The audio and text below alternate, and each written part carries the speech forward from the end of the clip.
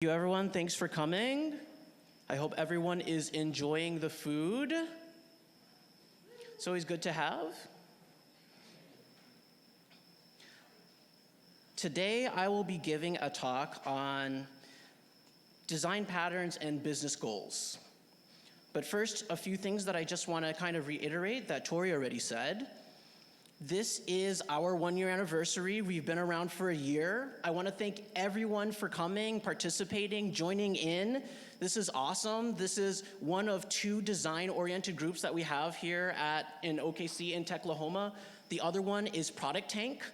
I would encourage you to go there too because we focus on slightly different things. Here we focus on UX, and in Product Tank, they really focus on product production, product creation, everything around that. So between the two, you'll be getting a lot of really good knowledge. Tomorrow, there's a possible celebration at the designer meetup, which is going to be tomorrow night at 5, so feel free to jump in. Really quick, we started this a year ago, and the people that have been helping out and volunteering have changed, and I just want to introduce them because they are awesome. First, we have Gaia Boyd, who's a UX designer at Oracle. She's really cool. She couldn't make it today, but she is awesome. She's been setting up our designer meetups, the designer happy hours this summer. So please hit her up on Slack if you have any questions. Next, we have Tori Schwanner. She's over here. Give her a round of applause. She's been doing awesome. She's been helping us a ton. She's the one who really gets the speakers, organizes the events, rounds people up. She sometimes kicks me in the butt, say, Doji, you need to get some work done. But, you know, that's what it takes. It takes a whole bunch of us working together to really move this forward. And in the back, running our video today, we have Alex. Everyone give Alex a round of applause. He is a UX designer at Legal Shield. And then they've all offered their time, they're volunteering to help out, and it's because of them and their time that they put in that we're able to give this meetup. Really quick, a little bit about me. My name is Doji, that's how you pronounce it. If I were a rapper, it'd be $G, but I don't rap. I'm a Techlahoma volunteer, first and foremost. I do this, I also volunteer helping out with other things that help run Techlahoma.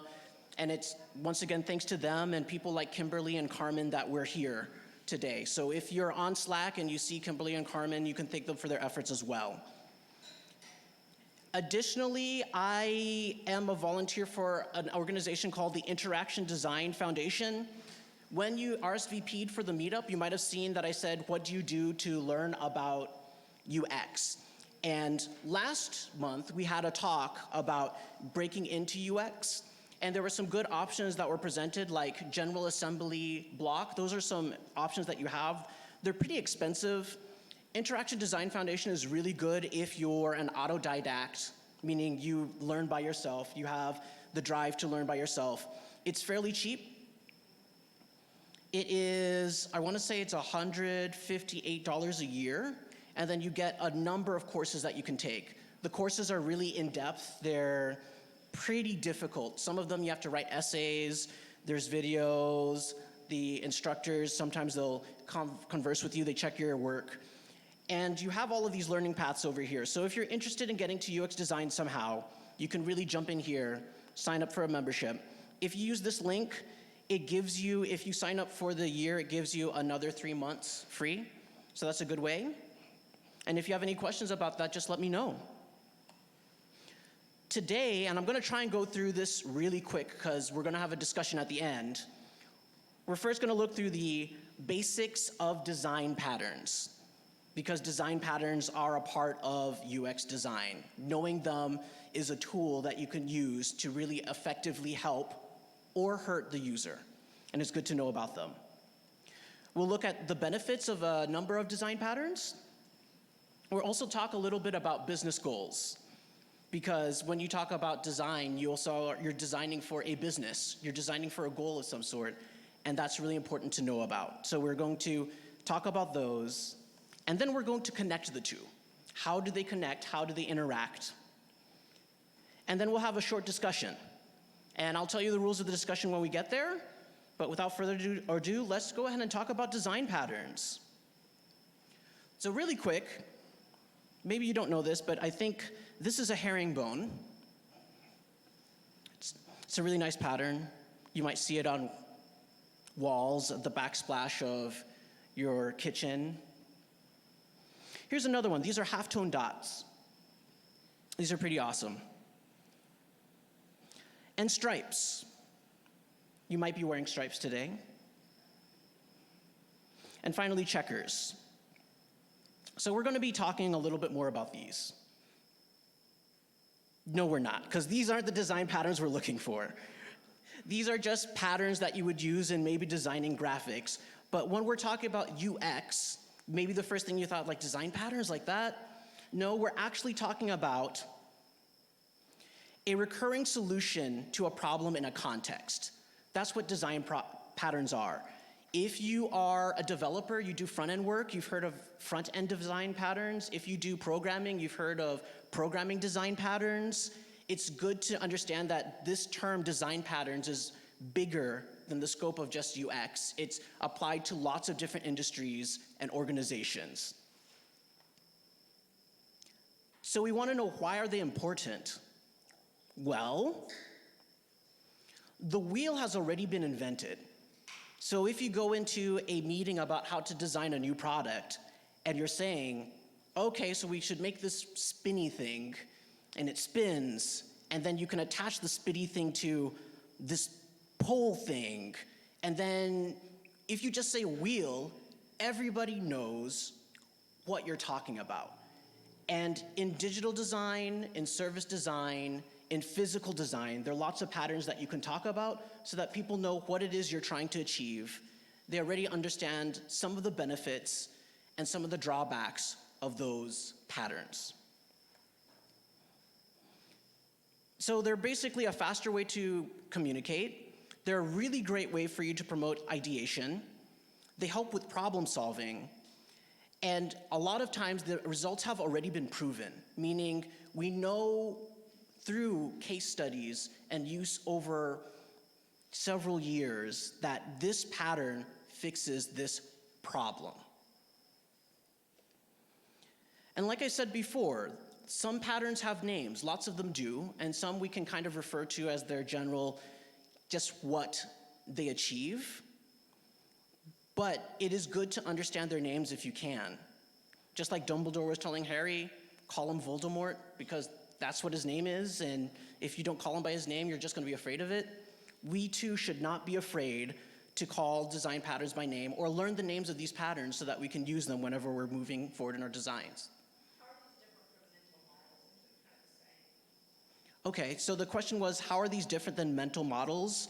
And I would like to say that when it comes to a design pattern, what you're actually focusing on is the use case and its implementation.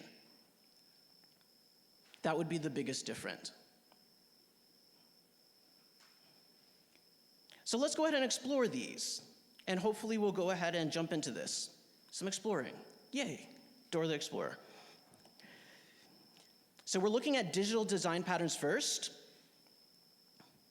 We have patterns that maximize for screen real estate. And I want you to think, what are some patterns that really maximize for screen real estate? This one's become a meme now, so I'm just gonna toss it out there. You guys can laugh if you like. We have off-screen menus, right? That is a design pattern. You use an off-screen menu, and it's maximizing for screen space because on a mobile phone, you can't display the same kind of menu that you would on a desktop web browser. And you can have your pick of what kind of food you want to eat, too.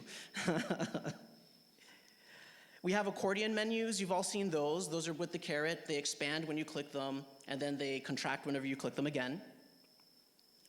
Pagination. Pagination is a pattern that we've been familiar with since search engines came about. We have things like Google at the bottom. It has the results, and you click and move to the next page. So whenever you talk about pagination, you say, I have all of this data I would like to display on the screen. How are we going to deal with all this data? We can paginate, or we can endless scroll. That's another thing that we can do to go ahead and handle all that data. So you can paginate, say every time they push a button, it goes to the next one. You can use endless scroll, where they're just scrolling and scrolling and scrolling, and it loads. There's also another one where you have something like lazy loading or dynamic loading. So endless scroll, you can load all 1 million of your images, your cat GIFs if you want. That's gonna be a huge toll on your cell phone bill. So instead we do things like lazy or dynamic loading where you might see some placeholders. I'm sure you've seen these, and then they fill whenever it knows that you've stopped scrolling. So these are ones that are maximizing for screen real estate. But let's go ahead and take a look at these. These are to get information from the users. We're also looking for consent or confirmation. And those are things like input forms. We'll do an input form for X. API permissions. Is everyone familiar with the API permissions dialog? You've probably seen those before, where it says, this application would like to access your data from Google. Do you accept? Will you allow it? That's another design pattern. You could just kind of make it happen. There are ways to do that, but we don't want that. We want the users to know that they're connecting to something. It's possibly going to read their data. It's possibly going to take their information. There's also the checkbox for consent, where if you're going to use this software, please check the box. We'll move forward to the next one. And then this is one that I have pictured here that is common now, where it's confirmation on destructive action, where you force the user to type in text which prevents them from accidentally deleting something because they are just clicking buttons. I've been in a clicking button frenzy before and done things that I didn't want to do, and this saves me. So this is another design pattern that you can use for that, for confirmation. We also have things that increase information sent. Is everyone familiar with information sent? Is there anyone not? Okay. So, for those of you not familiar with information sent is, I do believe it was defined by Don Norman, and it's just how easy is it for the user to kind of intuitively tell where the information is they want is, right? We're in this room. If you have a good sense of smell, you can say, I think the pizza is over there, right? That's where we get it, information sent. So you're like, on this page, probably what I want is under this menu, under this submenu. And you can increase information sent by giving them hints as to what to do or where to go. Another thing, breadcrumbs, which are just an affordance to say, this is where I'm at, and this is where I came from. You also have things like material design, where you're giving elements just a little bit of a 3D effect, or reducing or muting them, or other elements part of that whole material design paradigm. And to the right over here, you can see on this screen, I have just a screenshot from Yahoo Mail, and it's increasing an affordance to click the allow access to contacts button, because that is in blue. I automatically assume that, hey, I can click that button, but the not now, I might not click it, I might not even see it because it's muted, right? And then the background, we have all the mail in the background, but once again, that's been light boxed. So it's been light boxed so that it's muted in the background, it doesn't take the attention from the user, and all the focus is here on the small square in the foreground. And that's what's telling you what to click, it's an affordance. Now we can go on and on about digital design patterns, but when we're designing in the digital world, it's good to think outside of just digital. So let's go ahead and take a look at some service design patterns. And out of the service design patterns I picked them because they do have relation to digital design. For example, support. Support is something that we've all had to deal with, we've done it. It is something that is designed. You might design phone support, where you go through and you say, how am I going to access option 5, where you go click through. You've also had the annoying ones which say, oh, thanks for calling technical support. How can I help you? You're a robot, I don't want to talk to you. Is kind of the feeling, and you talk to them and say, I don't understand that. But that's also another design pattern where they're trying to be more human-like to give us easier access to support. So instead of pushing buttons, you can just talk to it. You have forums. Forums are designed to get information from the users. You have FAQs, where a company goes through and identifies the most common problems that happen in the company and then designs a board where you can click and get to the quick answers of, we've had 10,000 people ask this question, so we're going to put it on our FAQ, frequently asked questions. And then you might have something like a service ticket, where you turn in a service ticket, they send you an email back, you write, you respond to them. Another one is a queue. It's a physical service. So you get in a line, and you'd stand and say, I'm going next. This is a design. And you'll see another part of it where you have a ticket. You might have gone to the tag agency, and you get a ticket to know when you're next. So there's no line, but the line is made by the tickets. And both of these have pluses and minuses. With the line, whoever gets there first is there first. With the ticketing system, you can kind of shuffle things around however you see fit. There's the phone queuing system where you call on the phone. And here's one, this is a design where you rush the bar. There's no line. Everyone just kind of goes at it. That is also a pattern. Why do you design it that way? Well, people want freedom of movement, and having a line might be an obstruction to something like getting out of the exit in case of fire. So by having this rush the bar kind of paradigm, people can get their service, but then they're free to move around too. Next is social proof. And this is for service, but it also applies to us digitally, where you want to buy something, maybe you don't know what it is. Do I trust it? Social proof is a way to say, hey, I trust this thing. If I were to tell you I am the fastest runner in the world, would any of you believe me? No, no one believes me. Okay, if I had 10 people that said I'm the fastest runner in the world, would you start to believe me? No? Okay, you're shaking your head, why not? You need to see it? But all these people are saying that I'm the fastest runner in the world.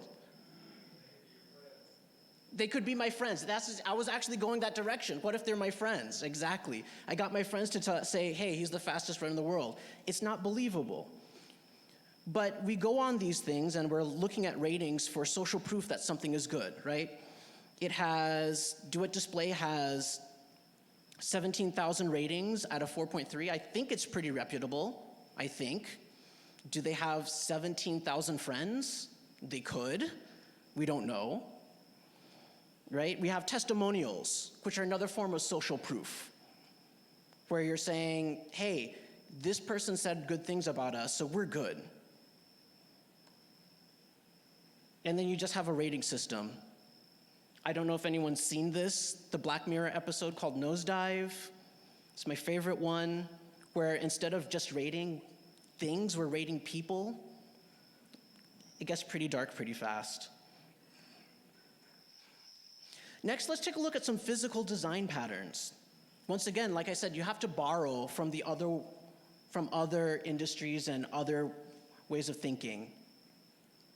We have signs and wayfinding. Signs and wayfinding. I traveled to Canada 2 years ago, and I was just observing, being in another country, wondering what's going on, and I saw their stop signs. And I looked at them, I'm like, this is genius. I've never seen a stop sign like this. In the US, I'm sure you've gone to a stop sign. It's a four-way stop. It's not marked. You don't know whether it's safe for you to go or not. And even if it says four-way, you're like, I don't know. It looks like there's a fifth road over there. I'm not quite sure. But here, it's really clear. I know that if I'm stopped where I'm at, the bottom one is a stop. I have a stop. The person in front of me has a stop. The person to the left of me has a stop. But the people on the right can just go freely. So I know to take caution whenever, look at the right side to make sure that I don't get hit. You have bathroom signs. These are wayfinding. And you will find wayfinding in your applications, in your digital apps, on your websites, because you have to give the user signposts as to how to get to where they are. These are also ways of increasing that information sent that I talked about earlier. Next, in the physical realm, we have touch screens and touch panels. What is the advantage of having a touch screen? Does anyone know?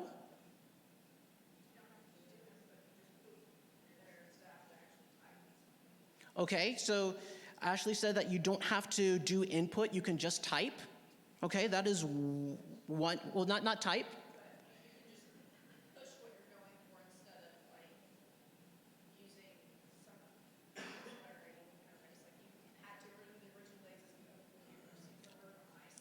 So you have direct contact to what you want to access instead of having a secondary device like a mouse or a keyboard is the advantage. That's what she said. That could be one, 100%. Any others? Yes? Yes, you can change the interface depending on the context. Malleability. So your UI is now malleable. You can change it. With a keyboard, it has keys. If you want to change the keys, for the most part, you usually have to remove them. But on a touchscreen display, just like he's answered, you have malleability. You can change this however you like. It has its drawbacks, though. Over here, we have a Tesla. Amazing, amazing cars. But there's been research saying that maybe the touchscreen isn't that great because you're driving, you're taking care of your child, and then you need to go and turn off the radio. Where is it? Now, there obviously can be augmented with things like voice controls, etc. But then we're right now in just a transition state where we don't know exactly how we can implement this the best way. Right? You get that malleability. So a Tesla has more functionality than your normal car ever will have, because you have access to all of these menus. It can change based on context, something our cars can't do. You have to buy an add-on, and then you have this dashboard of different things in your car. This doesn't have that issue.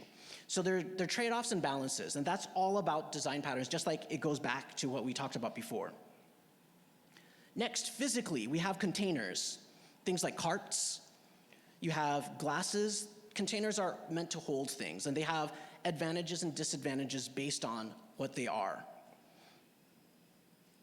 I think you've all had experience with these.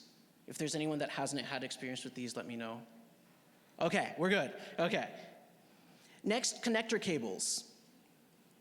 We have things like power cables, connections between two devices. So you'd say this device and this device should talk to each other, or things like cable fasteners, fasteners for holding things down. So once again, these are all patterns that we have. And these, once again, have connections to the digital world, right? You have an API call. Would you like to share this information with Google? That is a connector. You're connecting your data between your app and that app. So just because it's digital doesn't mean that it doesn't have analogs in the physical world. So you can look at these and say, oh, I'm understanding what the patterns are, and you can look at it through the broader sense. That's really the purpose of this talk. And we've kind of summed up design patterns for now. Let's go ahead and take a look at business goals. Businesses have goals. And their goals are usually all about that money. But you really need to think about why that is. And the reason for that is every business exists to solve problems, but solving those problems requires money, no matter what. And even if it doesn't directly require the money, the people who are solving the problems for you, or the things that are solving the problems for you, require money, right? Techlahoma is a nonprofit. That has a definition. But in order to sponsor this event like we have today, they had to have money. They had to have the money to get the pizza. Or if Domino's gave us the pizza for free, Domino's had to have the resources to give us the pizza for free, which took money. So a lot of it really takes money. That's pretty much it. You might wonder, is this ever going to change? If we reach a non-scarcity future, this will change. However, for the most part, no, it's not gonna change. It's gonna be what it is until we reach that non-scarcity future. So to understand business goals, though, we should probably really look at the channels and methods that are used to make the money instead of the money itself, because I want to say that's a byproduct of how they achieve what they want. So we have things like channels, and we're just going to kind of skim through these really quick because we have some discussions after that. where you have things like email collection, right? You collect emails, you get people to sign up, you can send them advertisements, you can send them information, and possibly they buy something from you. That purchase gives you revenue, which you can use to solve problems. You have click-through revenue. Once again, if they click an ad, they can possibly buy from me, or affiliation link, right? I give an affiliation link, somebody clicks on it, they buy from another store, and I get money, which I can use to solve problems. Attention. They do use attention. That is a business goal. The more attention I have from you, what happens? Does anyone know what happens if I have a lot of attention from you as a business? Influence. Influence is one. You have influence. Is there anything else? In the digital space, if I have your attention, I can show you ads. And if I show you ads, I increase the probability that you will buy something from me or from somebody else. Once again, maximizing on the top two. Here's another goal. You want to have empty customer support channels. Why does a business want to have empty customer support channels? Okay, you could work on the business instead of in the business. That's right. That's one. Anyone else have anything else to add? One more? Perfect. Support costs money. So if your support channels are empty, that means you can reduce staffing. And that means I have more money to solve problems. There are a few others as well, just down here, but we won't go over them. You can see them, you can read them. These are all indirect. These are all indirect. Here are the direct methods that businesses would use to get money. If I sell customer data, that transaction gives me money. If I sell advertisements, that gives me money. If I'm selling subscriptions, that also gives me money. Upgrades, repeat sales, and replacements. If I have to replace something that I've sold to you, I get money because I've sold it to you and now I'm replacing it because you're purchasing it from me again. Once again, kind of lining up with repeat sales. So businesses really like to maximize for profit, and they do this by making sure that the designs they implement really focus on getting users to those channels. So, that being said, we're going to start a discussion. Epic UX battles of history. The average consumers versus billion-dollar corporations. Begin. And I think things are going to get really dark really fast, because if you didn't realize, my talk is about just dark patterns, because when you put design patterns and business goals together, a lot of times you get dark patterns. In fact, the title of my talk is a dark pattern, because there might have been people who came today as like, I want to learn about business goals. It's kind of clickbaity, right? And that clickbait, like business goals and design patterns, yay. If I said dark patterns, they'd be like, oh, clickbaity thing. So things are going to get a little bit dark. Let's go ahead and take a look at this. So you have your Venn diagram, you have your business goals, you have the design of the product, so product design, you have user needs. This section right here is probably the ideal product. It gets everything. It's humane. It does everything that meets all three circles. Right over here, you're probably looking at frustrating design, right? It meets a business goal, it meets a user need. It's not bad, it's just the design wasn't thought of, it just meets those two. This is what we're talking about. We're talking about the dark patterns right over here, where the business says, we're going to design something that fits our needs and our needs alone. So really quick, as we go for the discussion, Tori's in the back, she has a mic. I want you to wait for the mic to speak. And what we're trying to do is we're going to talk about a dark pattern. And when you talk about it, you want to tell me what it is that you're thinking of, why it's dark, and how does it tie back to the business goal, and how does it manipulate the user? If we can't really talk through that and prove that, then we can't say it is a dark pattern, right? It could just be bad design. It could be at the other parts of that Venn diagram that we put together. And just a disclaimer, because it could seem like I'm bashing products, I have a MacBook, I use Microsoft products, I have an iPad, I have an Android phone, I shop at Whole Foods sometimes, okay? I do all these things. We're all consumers, we go through these things. So I'm not saying that I'm in camp A or camp B, I'm saying let's holistically look at this and understand what's going on. So really quick, I'm gonna start it off. We have the free trial forced enrollment model where you sign up for something, and Adobe got me with this one really hard. I was very mad because you sign up for a free trial. Okay, these free trials, what they do is they usually require a credit card. You're signed up with a credit card, so they already have the way to take payment from you, right? And you're like, oh, it's free, okay, for the first month, I think I can remember, or is it 14 days? I think it's 14 days on this one, so it's free for 14 days. It wasn't even the month. I'm like, oh, free trial. I was thinking a month, it was 14 days. The terms and conditions are on a different page, right? They obfuscate the terms and conditions away from you so that you don't read them, because we don't read. I'm a tech guy, I'm not gonna read this. I was just like, oh, free trials are always 30 days, let's go. I did it, and then 14 days later, I got a charge on my card. I said, what's going on, Adobe? I got a charge. It's like, oh, well, you signed up for the free trial and it finished, so we charged your card. Like, okay, well, I'd like to cancel. And in the terms and conditions, it says, if you cancel, you have to pay 50% of the rest of the trial. It's like, okay, I guess I'm stuck. I'm gonna remember to cancel a year from now. I obviously did not remember to cancel a year from now, okay? They're really maximizing to take the money from me, right? If I remove my card from there, that's pretty much the only way I can. But a lot of companies will have a stipulation that you have to have a valid card on file. And you can't remove the card, right? So they really got you.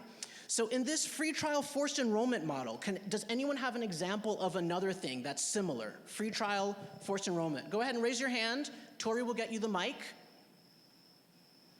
We can talk about it if you want. Like I said, this one they really maximized for A. Or if you have a rebuttal, like I don't think that's a dark pattern because this. Everyone good? Okay.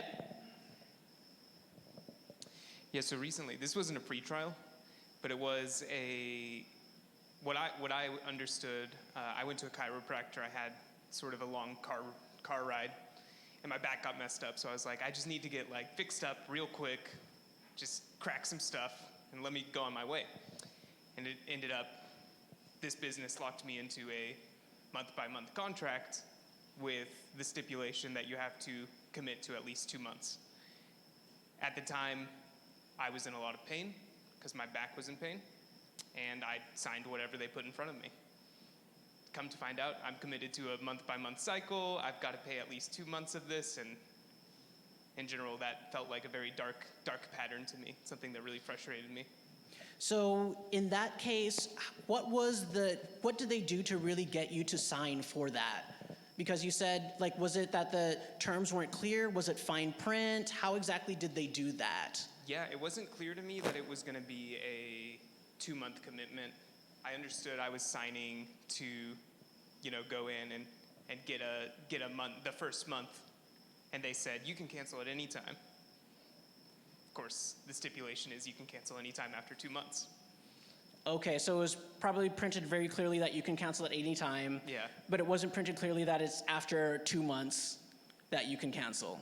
Yeah, exactly. Okay, awesome. Is there anyone else? Yeah.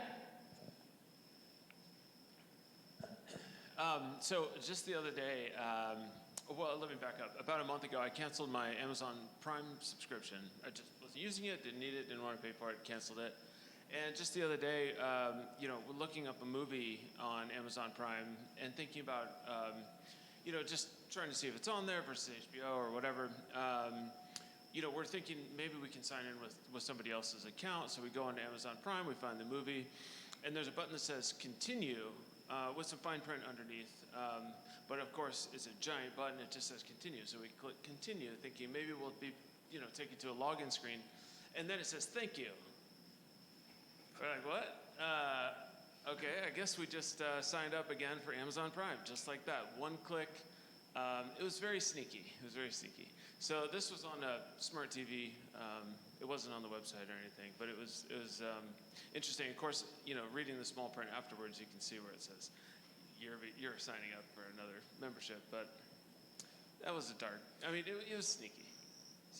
So really quick, on that, you said you were using a smart TV. So this is a different modality for interacting with Amazon.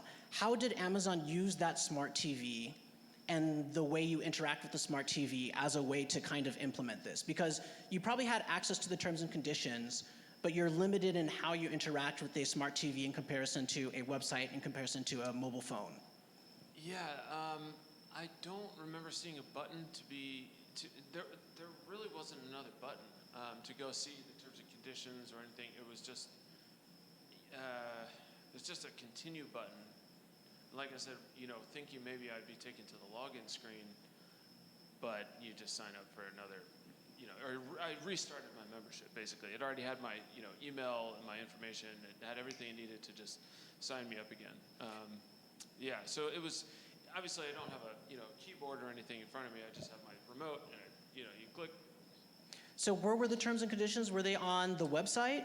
No, they were right below the button, but they were in a sort of a graphite color on a black background. Okay. And they're small, and so, you read it afterwards when you're like, wait a minute, what? Yep. So they were using that whole thing that we already talked about in the digital, where I said you can mute the design. So they're not guilty of saying, hey, we didn't show you, because they're there. It's just muted against what you were going against, and they knew that, obviously. Okay, let's continue. There's more. Okay, I'm calling this one filler up because I searched and couldn't find the terms, but humans, we have a tendency to want to fill whatever containers we have. We talked about containers. We want to fill them up, right? Maybe I only need a few millimeters of water, but if I give you a big glass, and you know that you only need a few milliliters of water, you're going to go, and you're going to fill up your glass completely. It's just human nature, right?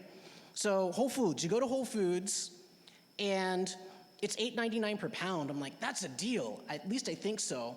But number one, as humans, we're very bad judges of how much things weigh because different things have different weights. That's just the way it's physics. So, $8.99 per pound, I can get a pound's worth of food. That's a lot of food because a pound's worth of cereal is a lot of cereal. A pound worth of something that's super dense is not very much at all. Additionally, when I went, they only had the big containers. So you have the big containers, you have the $8.99, I think I'm getting a deal, and I start shoveling things in. I don't know when to stop. I'm hungry, right? You also have that working against you too. So you go in and, I've already full up. If they gave you a container like these are small containers, here are medium, here are larges, then it would work against this. But in order for them to maximize on it, it's the $8.99 per pound. They don't want to sell something at $3.89 because you're still paying by weight. So if you get less than a pound, you still pay less. So it's in their advantage to do that. You eat the leftovers eventually, but it's kind of a, I gotcha. Does anyone know any examples of this that they've dealt with? That's why you use the soup cup, by the way. Why I should use the soup cup. Okay, that's a good strategy. Over here.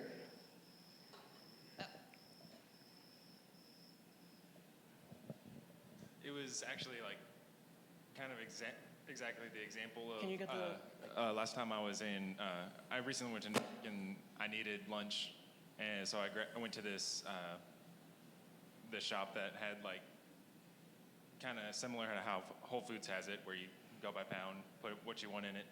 And then it had a scale next to where the food was. So I assumed I do the scale here, I get the sticker, and I put the price on it, and then I go check out. And then when I got to the checkout, they were like, that scale's not for that. Let me bring it up for you right here. And I'm just like, wait, is it going to be different? Is the price going to be different? Why was there a scale there, but that's not what we use here? I just thought that was an interesting transaction. Now, would you say that was dark, or would you say it was unintentional, it was just poor design? I would say probably poor design. Okay, And, yeah. okay. So no scale is dark. Having the scale there is not necessarily dark, it's just poor design maybe, if that's not the same scale. Okay. Done over here?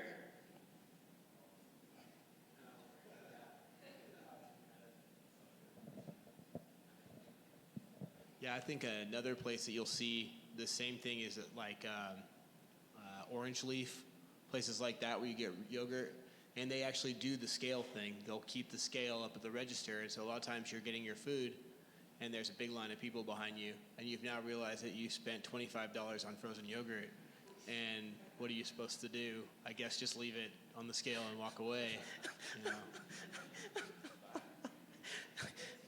Yes, I've been gotten by the frozen yogurt too.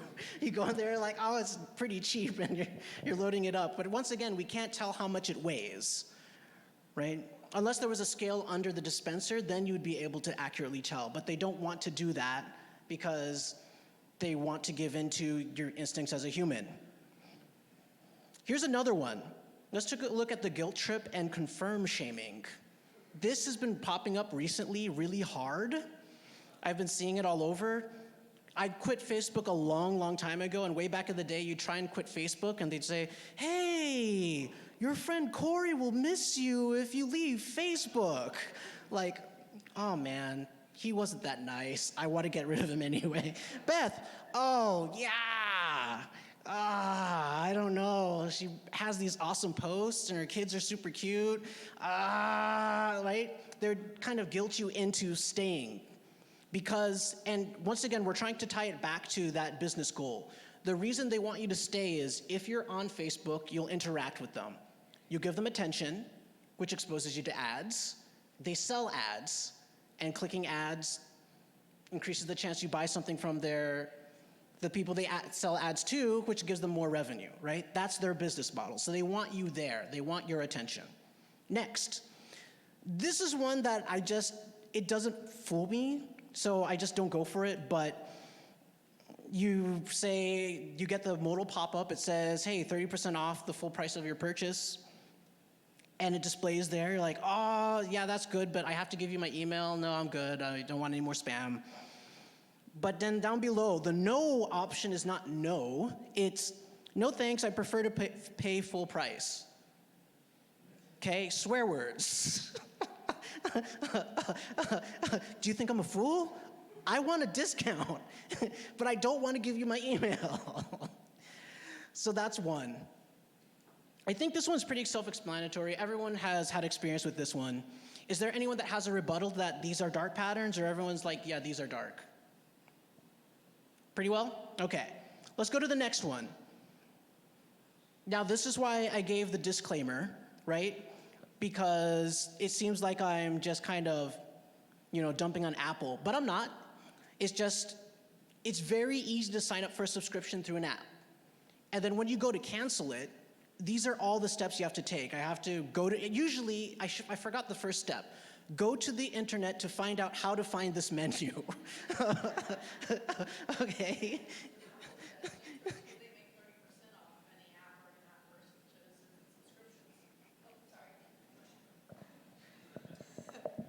This is actually in Apple's best interest because of the fact that they get, I think it's 30% of any apps, purchases, and subscriptions.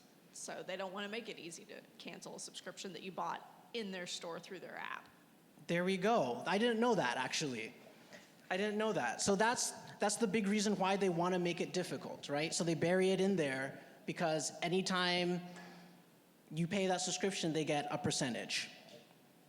Awesome. Let's move on to the next one. You may disagree with me on this one, but once again, it's thinner and lighter. I have a 2015 MacBook Pro. I love it because it still has all the ports I need. It still does, right?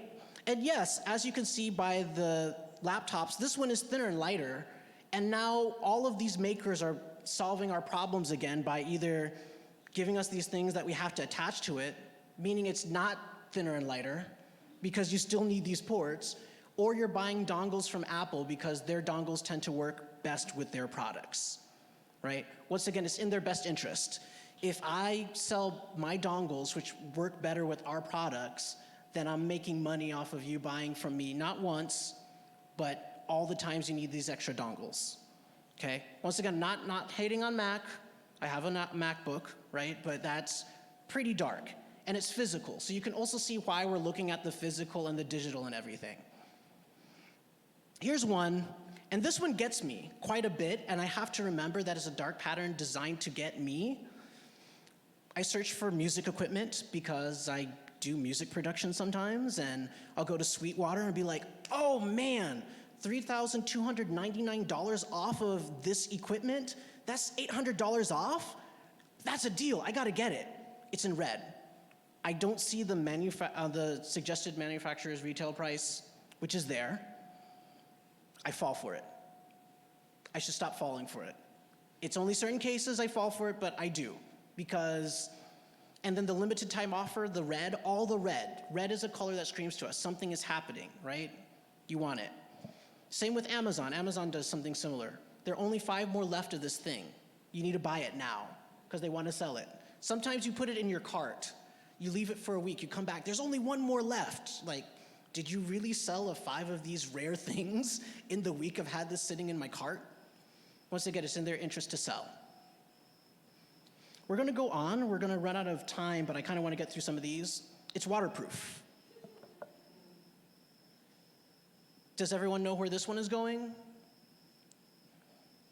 You have batteries that are sealed. Battery lasts about 2 years.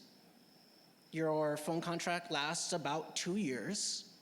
Your phone dies, you can't change the battery. I don't want a new phone, but the battery is dying and it has terrible battery life now, and I don't know how to get it replaced. I can't fix it myself because it's waterproof.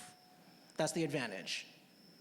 Yeah, I think it's a dark pattern because there have been some phone companies that said, I only want phones that are kind of designed this way, that fit into their business model. And we've had watches for years that are waterproof to very deep depths that you can change the battery on. You take it to a jeweler, they change it for you. It's no big deal. So that's one. This goes back to the screen maximization one. Pot of gold at the end of the rainbow. Is everyone familiar with the Skinner effect? The Skinner effect, okay. So when it comes to UX design, you have to learn a little bit of psychology. The Skinner effect is, there was a researcher named Skinner, and he had pigeons in a box, or animals in a box, and he would train them to push a lever, and it would give them food.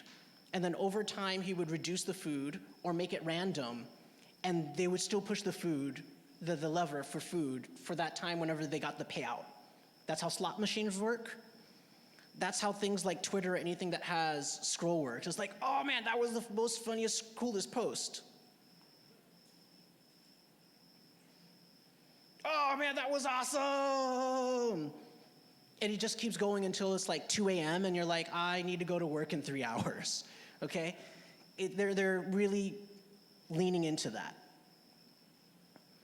I don't have graphics for this one, but you have the whole round we go, where you'll have a product, and I said empty support channels are what companies want because it maximizes their profits because they don't have to pay for support. Is there anyone here that's been in this cycle before? Yes, a few. You go to the forums for a problem, you can't find it. You go to it says forums, go to the website, you go to the website, FAQs, not there. You call phone support, you dial the numbers, it says, oh, you should check out our website, the answers are there. You go back, and it's just this loop, and it's frustrating. There's a sub loop in phone support? What's the sub loop? Oh yeah, there's also the automated system where it says, oh, well this answer, you can go to our website after you've pressed all the buttons. Yep, there's that one as well. There's attention. Once again, attention is really valuable.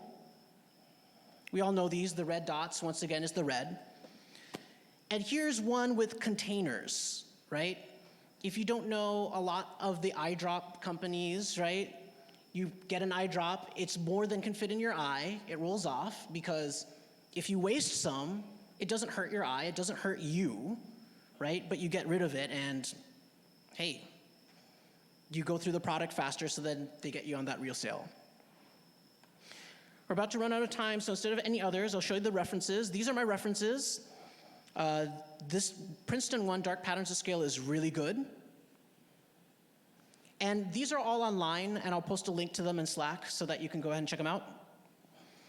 And then also, there's @DarkPatterns on Twitter. You might want to follow that because people are kind of breaking them down. It's really cool. And then this is a book by Diana McDonald about patterns for design systems. If you're interested in getting coffee with me or talking with me, you can hit me up here. And that's it. Thanks a lot.